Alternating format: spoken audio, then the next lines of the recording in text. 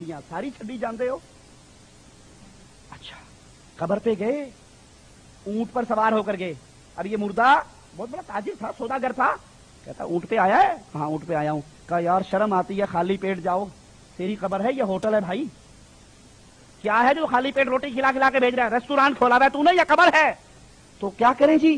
कहा ये ऊंट मुझे दे दो, मेरी आला नस्ल का ऊंट घर में है, वो तुम ले लो। सौदा तय हो गया। आंख खुली, कब्र वाला उठा, मरा जिंदा लाख का, मरा 1.5 लाख का। कब्र वाला उठा, आकर उसने ऊंट को ज़िबा किया, फिर वापस अपनी कब्र में चला गया।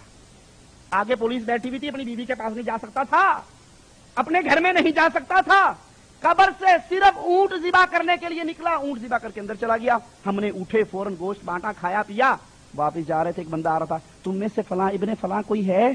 कहा मैं हूं। कहा तुम हो? कहा हाँ।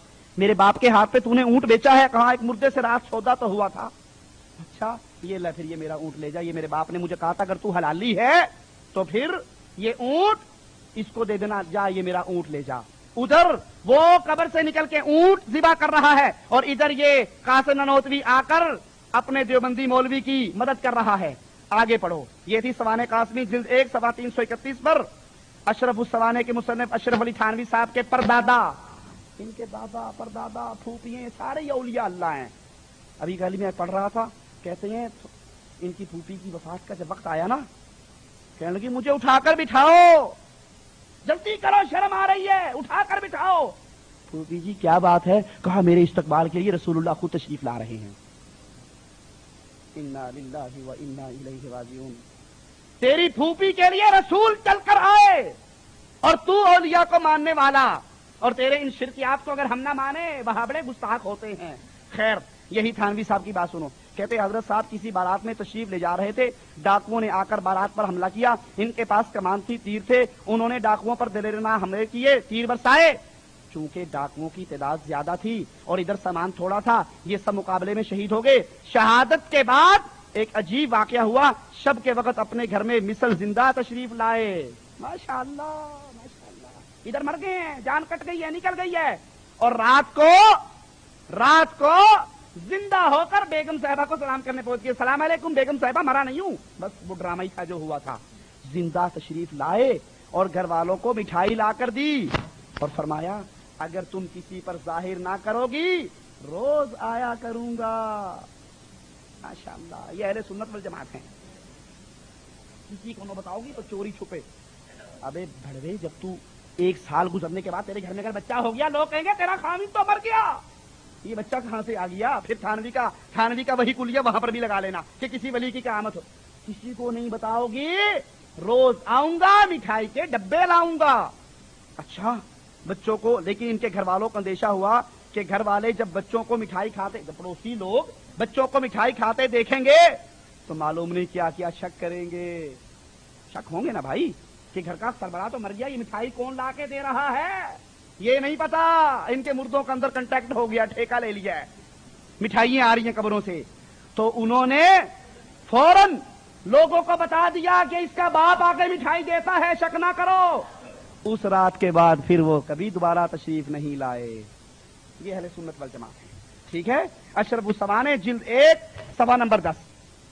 अच्छा इससे आगे चलो। अहले सुन्नत का अकीदा है मुश्किल कुशाई कोई कर सकता है तो अर्श वाले के अलावा कोई और मुश्किल कुशाई, अर्श वाले के अलावा कोई मुश्किल कुशाई।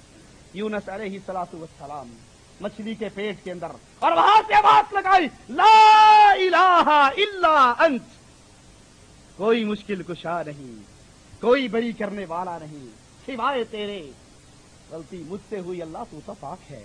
अल्लाह ने जवाब में कहा अगर मेरा बंदा यूनुस मुझे मछली के पेट में ना पुकारता, क़यामत के दिन लोग कब्रों से निकल कर आते, यूनुस मछली के पेट से निकल, वो मेरा रब।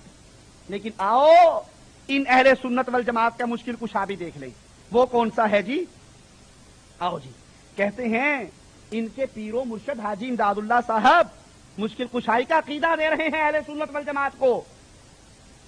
अल्लाह अकबर। जब क़यामत का दिन होगा ना, अपने पीर से मुखातिब है नूर मोहम्मद से, तुम हो ए नूरे मोहम्मद खास महबूबे खुदा, हिंद में हो नाइब मोहम्मद मुस्तफा, तुम मददगार मदद इमदाद को फिर खौफ किया। सारा कुछ तेरे पल्ले में बाबा, फिर मुझे डरने की क्या जरूरत है? जो मर्जी करूं, जो मर्जी करता फिरूं। तुम मददगार मदद इमदाद को फिर खौफ किया, इश्क पर सुन के बातें कांपते हैं दस्तों पा। ऐ शाह नूरे मोहम्मद वक्त है इमदाद का। आसरा दुनिया में है अज़मत तुम्हारी जात का, कोई आसरा नहीं तेरे अलावा नूर मोहम्मद।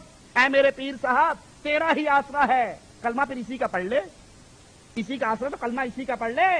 दुनिया की अजीम तरीन जात मोहम्मदुर रसूलुल्लाह बदर का मैदान लगा हुआ, अपने साथियों को लेकर आए, माथे को जमीन पर रखा, आसमान वाले को क्या कहा?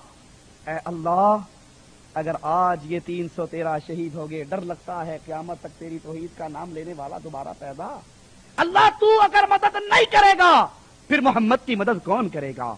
सल्लल्लाहु अलैहि वसल्लम। नबी तो कहे कि आसरा किसका है? हज़रत आयशा पर बहतान लगा। नबी सल्लल्लाहु अलैहि वसल्लम घर में आए, जब वही उतरी, माँ ने कहा आयशा खड़ी हो रज़ी अल्लाह ताला अन्हा। खड़ी होकर अपने बाप का शुक्रिया, अपने खामिन का शुक्रिया अदा कर। कहा मामा, मैं अपने खामिन का शुक्रिया अदा करूं?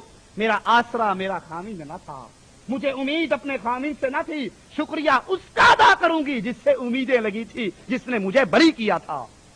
यहां हाजी इमदादुल्लाह, उलमाए देवबंद के पीरो मुर्शद, इमाम अहले सुन्नत, अरे भाई इमाम अहले बिदअत, वो क्या कहता है?